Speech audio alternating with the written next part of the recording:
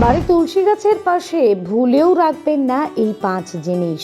সংসারে নেমে আসে দুর্ভোগ, হয় না আর্থিক উন্নতি। 90% মানুষই না জেনে না বুঝে বাড়ির ঠিক তুলসী গাছের পাশে এই 5টা জিনিস রাখেন।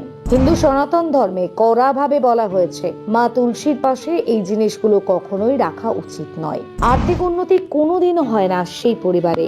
জানুন, তুলসী হলো পবিত্রতার প্রতীক। এই তুলসী পাতাকে হোলি ভেসেলস বলা হয়। কথিত আছে ভগবান বিষ্ণু বা নারায়ণের পুজোতে এই তুলসী পাতা অত্যন্ত গুরুত্বপূর্ণ একটা উপাদান হিসাবে ব্যবহার করা হয়। তুলসী শুধুমাত্র একটা গাছই নয়, এটিতে অনেক দেব দেবীরও বাস।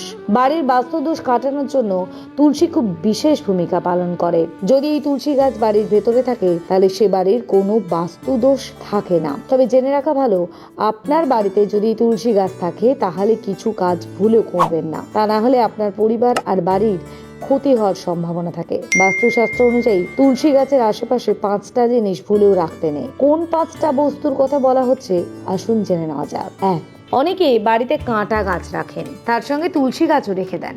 শাস্ত্রে বলা হয়েছে যে বাড়িতে তুলসী গাছ আছে সে বাড়িতে কখনোই কাঁটাযুক্ত গাছ রাখা উচিত নয়। যদি আপনি সেই গাছ বাড়িতে রাখেন তাহলে সেই গাছ কখনোই তুলসী গাছের পাশাপাশি রাখবেন না। শাস্ত্র মতে কাঁটা গাছ ও তুলসী গাছ এক জায়গায় রাখলে অশুভ ফলাফল লাভ করা যায়। কাঁটা গাছ ছাড়াও গোলাপ গাছের সঙ্গে তুলসী গাছ রাখবেন না। এই গাছ একসঙ্গে থাকলে দেবী তুলসী রুষ্ট হন, তার ফলে আপনার বাড়িতে ইতিবাচক শক্তি কখনো প্রবেশ করবে না।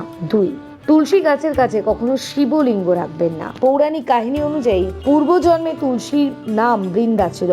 অসুর জলন্ধরের স্ত্রী ছিলেন বৃন্দা। জলন্ধরকে বধ করেছিলেন স্বয়ং শিব। তাই শিবকে কখনো তুলসীর সঙ্গে রাখতে নেই। ভগবান শিবকে তুলসীর ডালও দেওয়া উচিত নয়। তুলসী গাছ ও শিবলিঙ্গের মধ্যে সর্বক্ষণ দূরত্ব বজায় রাখা উচিত, কারণ এতে শিব ঠাকুর খুব রেগে যান। তাতে আপনার দাম্পত্য জীবনে বিশেষ প্রভাব পড়ে, সেখানে আপনার বিচ্ছেদও হতে পারে। 3, হিন্দু শাস্ত্রে তুলসীকে সর্বাধিক পবিত্র গাছ হিসেবে গণ্য করা হয়, তাই পরিষ্কার পরিচ্ছন্নতার বিষয়ে বিশেষ মনোযোগী হওয়া উচিত। তুলসী গাছের আশেপাশে ভুল করেও নোংরা আবর্জনা ফেলবেন না। তুলসী মঞ্চে রোজ প্রদীপ ধূপ দেখিয়ে পুজো করা হয়। তুলসী হলেন নিজেও একজন দেবী। তুলসী গাছের পাশে নোংরা আবর্জনা কিংবা ডাস্টবিন থাকলে তাতে লক্ষ্মী নারায়ণ ও দেবী তুলসী রাগান্বিত হন, সেই পরিবার থেকে চিরতরে বিদায়ও নেন। এর ফলে 4, ভুল করে তুলসী তলায় বা তুলসী গাছের আশেপাশে জুতো বা চপ্পল খুলবেন না। কিছু মানুষের এমন অভ্যেস আছে যারা এই তুলসী গাছের আশেপাশে জুতো চপ্পল খুলে রেখে দেন। একবার ভেবে দেখুন তো, যে স্থানে দেবতার বাস সেই স্থানে জুতো খুলে রাখাটা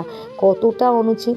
যে তুলসীর মঞ্চে প্রদীপ ধূপ দেখিয়ে পুজো করা হয় সেখানে কোনোভাবেই জুতো রাখা উচিত নয়। বাস্তুশাস্ত্র অনুযায়ী তুলসী চারার পাশে কখনোই চটি জুতো রাখতে নেই। মনে করা হয় যেহেতু তুলসী লক্ষ্মীর বিশেষ প্রিয়, তাই এর ফলে তুলসীর পাশাপাশি লক্ষ্মীর অপমান করা হয়। 5, তুলসী বিষ্ণুর প্রিয়, তাই নিয়মিত তুলসী গাছের পুজো করা হয়। বাস্তুশাস্ত্র মতে তুলসী গাছের আশেপাশে কখনো ঝাঁটা রাখতে নেই, কারণ এর ফলে বিষ্ণু ও লক্ষ্মী উভয় অপমানিত হন। সেই কারণে তুলসী গাছের কাছে কখনোই ঝাঁটা রাখবেন না। তুলসী গাছের কাছে ঝাঁটা রাখলে আপনার ঘরের দারিদ্রতা আসবে, আর্থিক সংকট লেগেই থাকবে। তুলসী গাছের পাশে ঝাঁটা রাখলে ব্যক্তি কাঙাল পর্যন্ত হতে পারেন। তাই আপনার এমন স্বভাব থাকলে নিজের ভুলটা শুধরে নিন।